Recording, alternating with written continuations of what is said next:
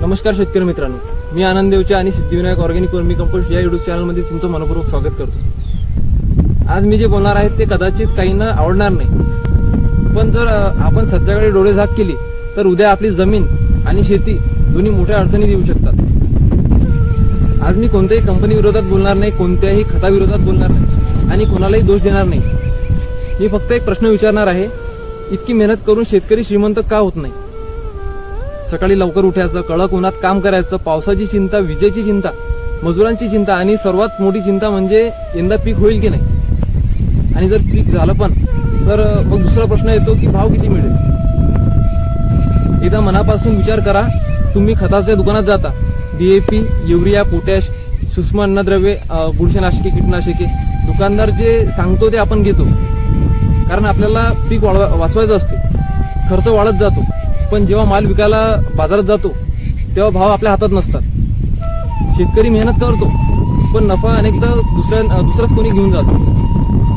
ही भावना अनेक शेतकऱ्यांना अनुभवली असते।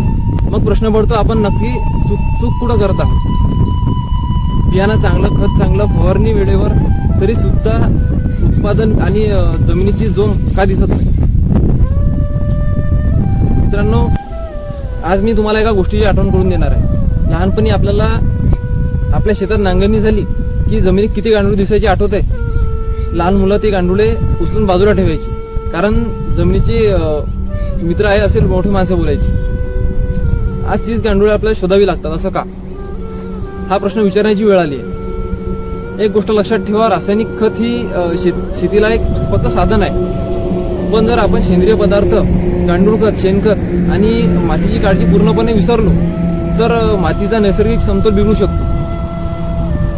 माती फक्त NPK वर जगत नाही, माती ही जिवंत व्यवस्था आहे। त्यात लाखो कोट्यावधी सूक्ष्मजीव असतात, गांडुळे असतात, सेंद्रिय पदार्थ असतात, हे सगळे मिळून मातीला जिवंत ठेवतात। आज अनेक शेतकरी म्हणतात यावर्षी थोडा युरिया जास्त टाकू, पीक जोमात येईल।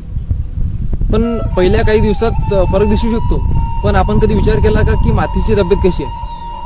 आपण पिकाला अन्न देतो, पण मातीला अन्न देतो का? आजचा हा व्हिडिओ कोणालाही चुकीचं ठरवण्यासाठी नाही आहे।